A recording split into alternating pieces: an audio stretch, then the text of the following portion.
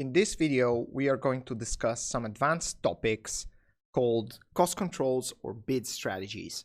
And those only work with campaign bid optimization. So that's why we have to create a new campaign, select our campaign objective, click continue.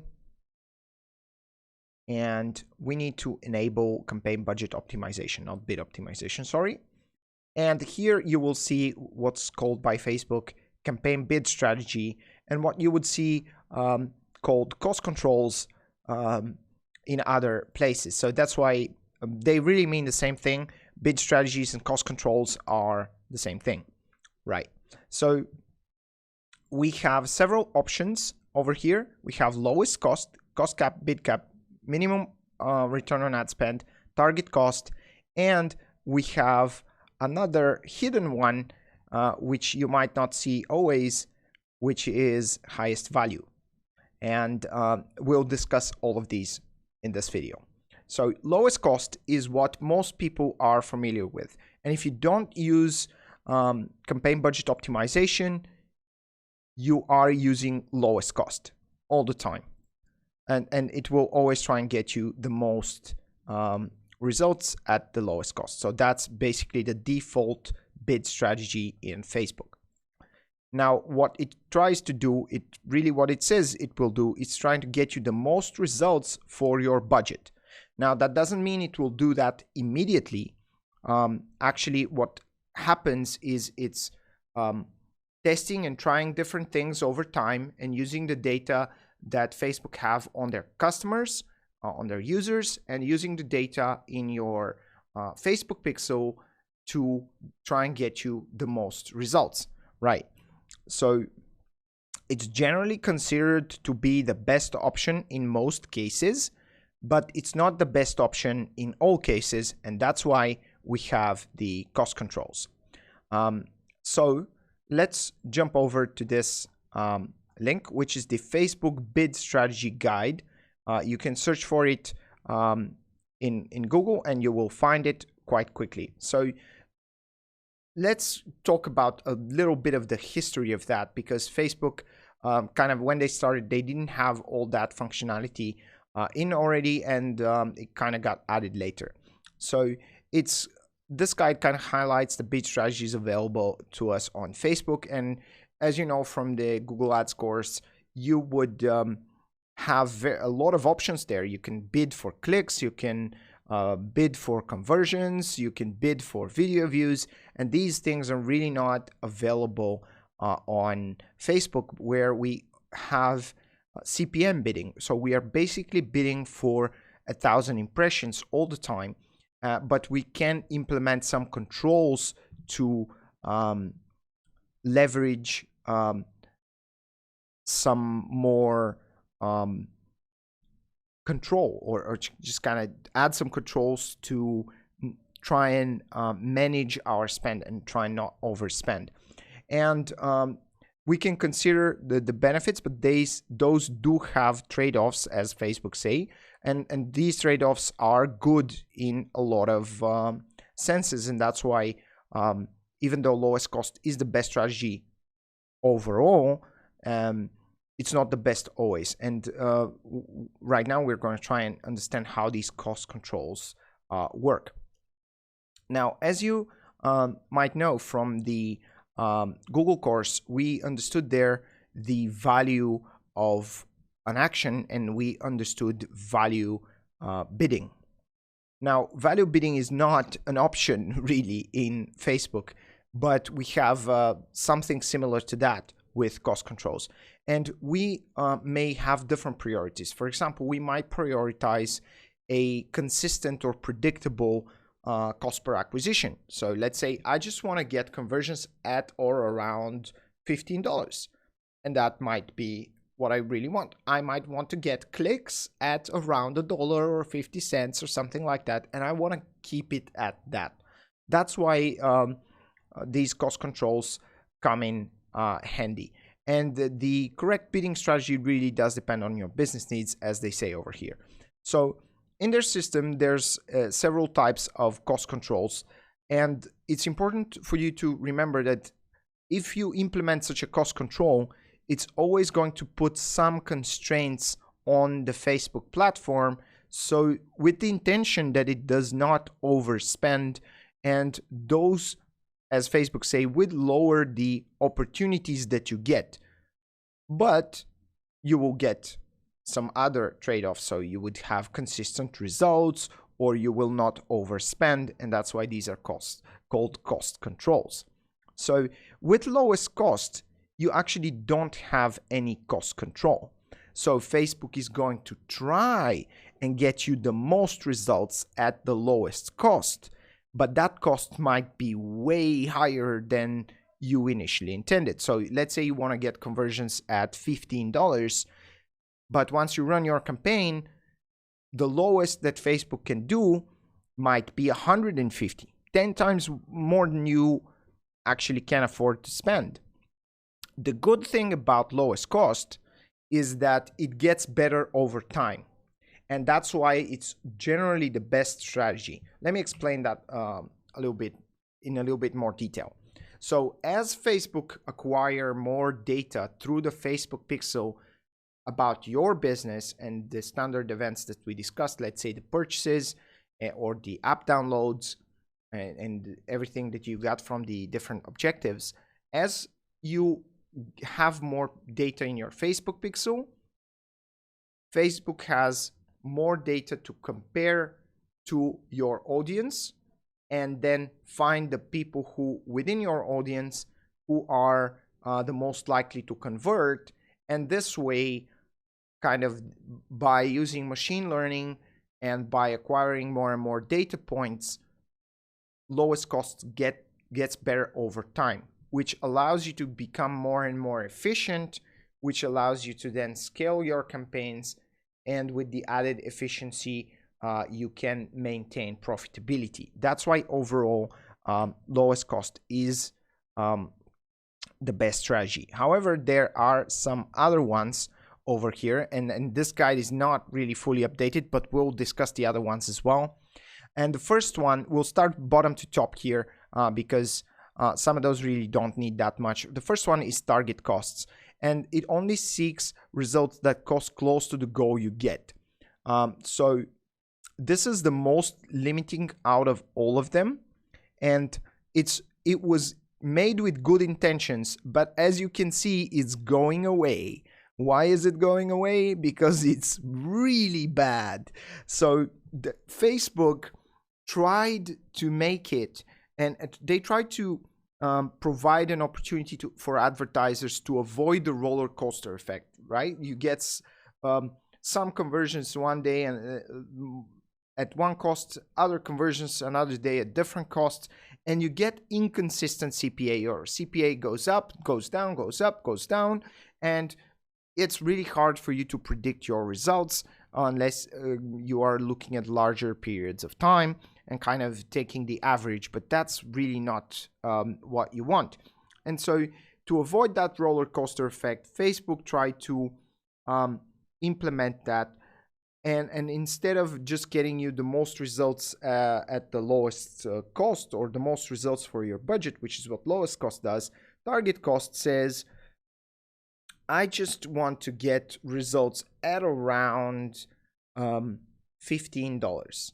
But what it ends up happening is it kind of caps it and throttles the reach of the campaign, and you don't really get enough results at all. And what ends up happening is you just pay more, and then it just simply doesn't work. So the way advertisers responded to that is they started setting higher than their actual goal. So if you want to get conversions at $15, for example, you would go something like 30, 35. So more than double to actually get with the throttling of results, or like the constraints that Facebook tries to put on the platform, you get actual results at around 15. But that again makes it unpredictable, makes it really bad. You just end up paying more, and that's why it's going away. And it's not really good, and that's why they recommend you use cost cap to get similar results. And if you are using target cost, just switch to lowest cost is what I would recommend right now. And let's discuss the other options now. The next one is bid cap. Bid cap, you could think of as a hard limiter. So bid cap says, I don't ever want to pay more than this for whatever I want to pay. Now, again, it gets a little bit complicated, but bear with me, I'll try to explain. So bid cap, if you go ahead and set conversions, it would say, and put bid cap on, once you go here to your ad set and select your conversion event, let's say that would be a lead in this example. If you go here to the bid controls, that would, and say, let's say $15, that would say to Facebook, I don't ever want to pay more than $15 for a conversion. And what's going to happen is the reach of your campaign is going to dramatically drop. It's super mega extra safe. But that safety presents a risk of its own, because although it's intended for you to stop you from spending too much, what generally happens is you end up spending too little, and it kind of limits the reach and availability of your campaign. And what people do, again in response, is set it up a little bit above the acceptable cap for it to work at all. And so if I want to get conversions at 15, what I would generally do is put something like 20, like maybe 25% or 30% above my actual target, because it says I don't ever want to get above 20, and that would mean that the average would be actually lower than that. And so if I'm going for 15, I would put something like 20 over here. It's a hard limiter. As opposed to the second option, and that, by the way, is also nice, because you can use that not to get conversions, but you can say, I want to do that with link clicks. So in this case, I am not going to pay more than $1 for a click, but that's a link click. And you might consider some other options which are not available here. This is another thing important for you to remember. You need to go to the campaign objectives, and if I change my objective from conversions to traffic, which is trying to get me link clicks, then if I go to the ad set, I would have another option available here to go for landing page views. So that's not a link click, which link clicks include likes, shares, and so on. And they count video plays and so on, are all considered link clicks. And so what you really want to go is for landing page views, and then link clicks also consider instant experiences, like that would be the lead generation ads. So sometimes you want link clicks, not always bad.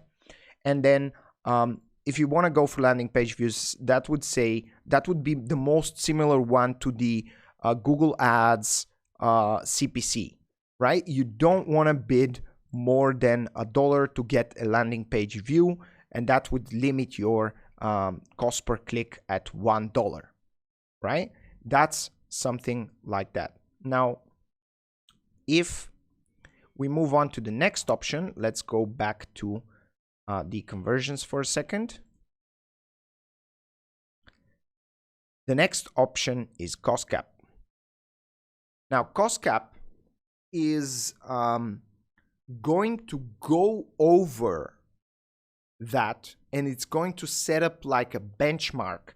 I want to get conversions or results in this case, because if you want traffic or app installs, or I want to get my objective, basically saying, at around certain cost cap. So if I go over here and set my conversion event to, let's say, a purchase, not find location, sorry.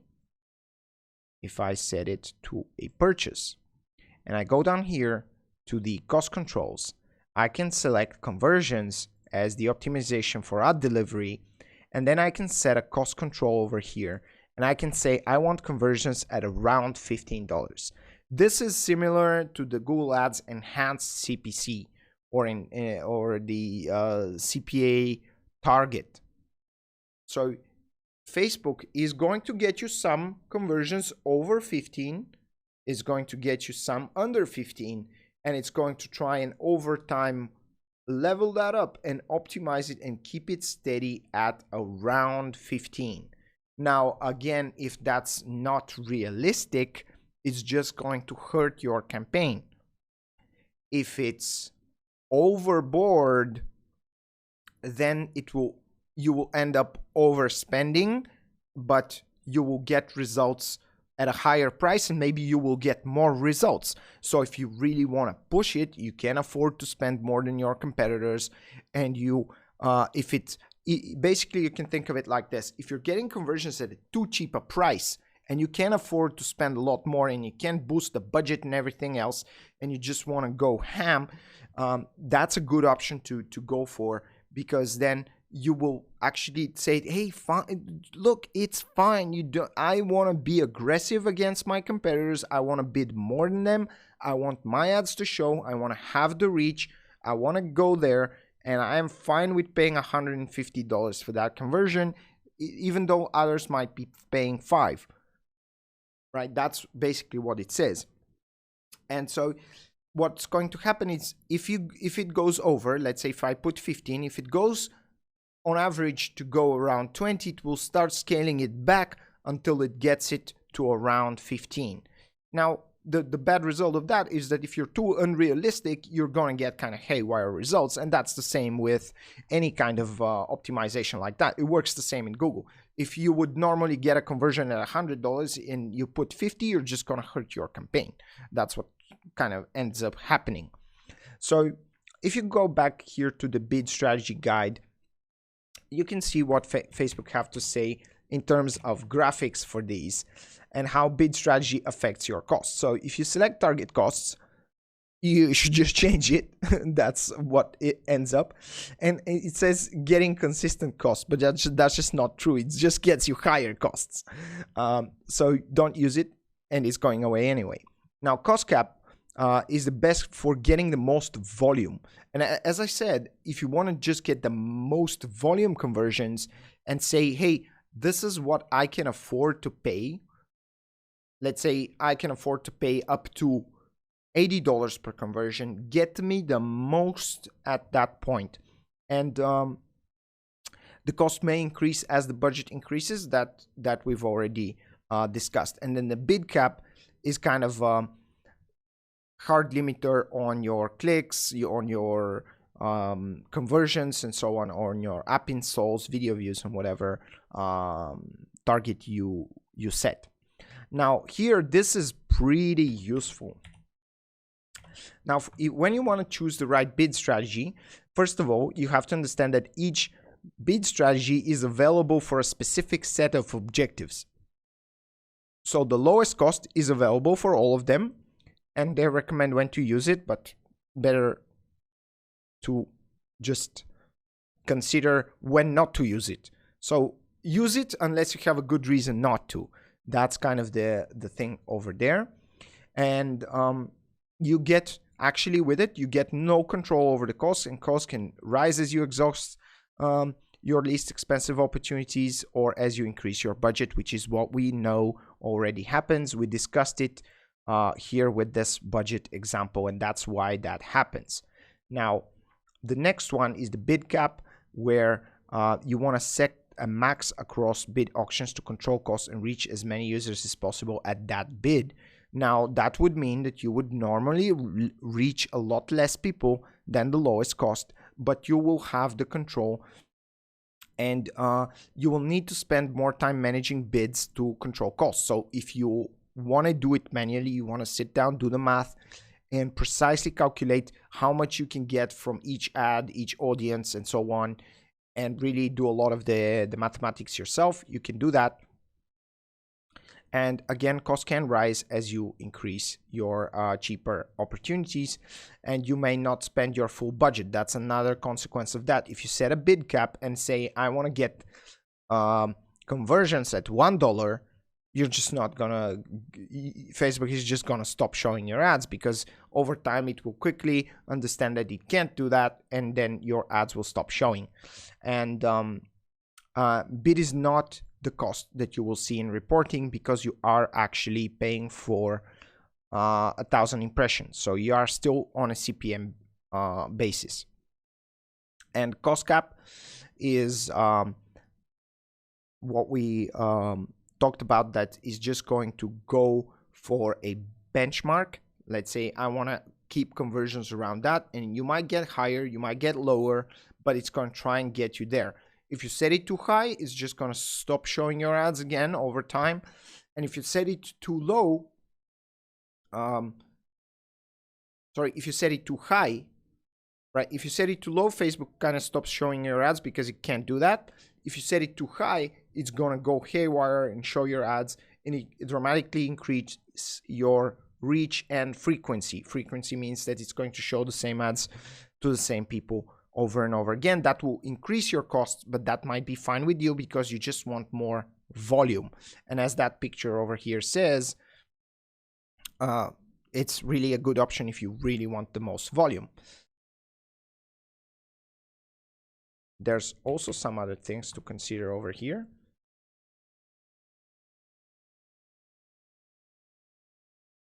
Oh, right, there's not. I thought maybe there's something more there.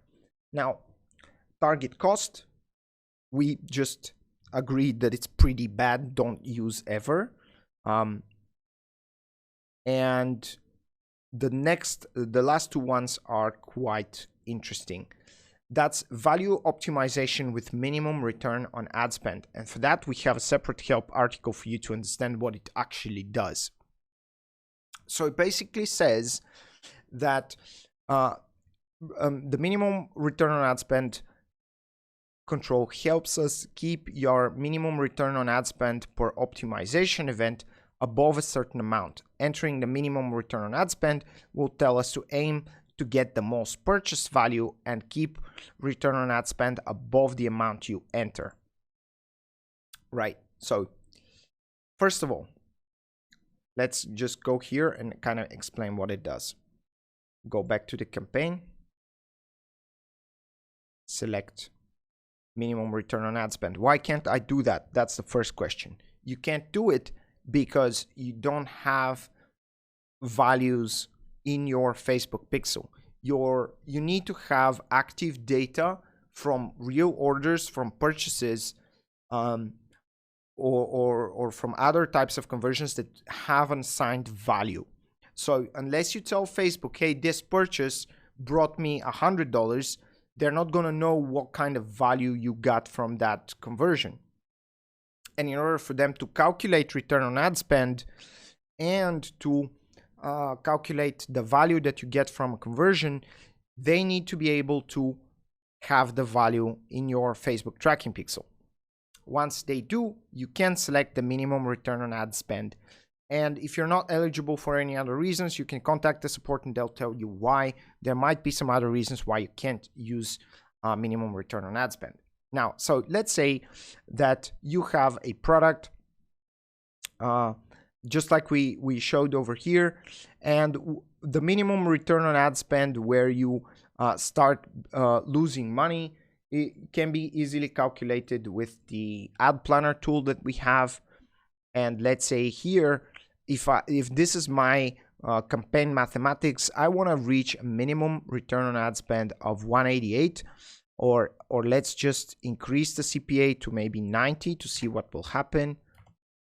At 90, right, at 100, I get a return on ad spend of 150, and that's my minimum return on ad spend. That's where I get zero profit, right? So you can use the ad planner tool to calculate that. And once you know your minimum return on ad spend, you can put that in as a safety measure, and it will help you control your spend. And so what it will do is try to get you the most purchase value while keeping return on ad spend above the amount that you enter. So trying to keep return on ad spend positive, keep you profitable, while getting you the most purchase value, not the most conversions, not the most sales, not the most add to carts, but the most amounts of dollars coming in. This is what makes it cool. I think it will be very good going forward, and the more data that you have, the more it kind of studies what kinds of people buy what from you. And what the downside of it is that it really relies on your pixel data. So while other conversion optimization techniques, like just going for conversions and purchases and lowest cost, then people know, hey, this guy purchases similar things, and then easier to connect just by the standard event. They can, even if you don't have a lot of data, Facebook still has some data. But when you are using the return on ad spend, then it needs to have data about your business, your purchases, so that the algorithm can figure out who are your most valuable customers. And then that's how that gets working. So it's better used after you acquire some data in your pixel. And so here you can find some examples, like it's a number between 0.1 and 100. Like, you should always generally try and keep it above 1. There's no mathematics that works where you get a less than 1. And so let's say if you put 115, you spend $100 on your ad, that means that you would want to get at least 115 back from your ads to be profitable. Now in that case, if you look at the tool here, let's say here we spend $10,000 and we need to make at least $15,000 to break even. So that's just how it works for this particular example. But for your business, it will be different, and you can easily calculate it with the ad planner. So going back to that, I think this will be very, very good. And if you're trying to profit on each conversion, keep in mind that you can exceed the 100% return, and it can go a little bit overboard. So what you would generally do is make it either safer. So making it safer would mean if your actual zero return on ad spend is 1.5 and your current is, let's say, 3, so it means that you can get a larger volume, right? You can scale up the campaign, but you don't want to go under 150 and you really want to be safe. Then what you can do is you can go with 90 and go with like a return on ad spend of 167. But have in mind that that's really kind of similar to a setting a cost cap on the CPA of 90 in this case, right? Return on ad spend of 1.67 and a cost cap of 90 are very, very similar. So this one is actually very similar, but the cool part about it is that considers the dollars that you get in return, which the others do not. They only consider the CPA, but you can pay a certain CPA, but how much you get back is you get a purchase, but is that purchase for $100 or for $200? You don't know. That's where the target return on ad spend gets better, because it actually considers the size of the orders that you get, and that's what makes minimum return on ad spend better. Now, I understand that this has been a lot, so we'll leave it here. We'll be mentioning those several more times over this course, but I believe it was quite important for you to know them. And now that you understand the different cost controls, we are ready to move forward with maybe some ad sets. So yeah, that's everything on cost controls and bid strategies.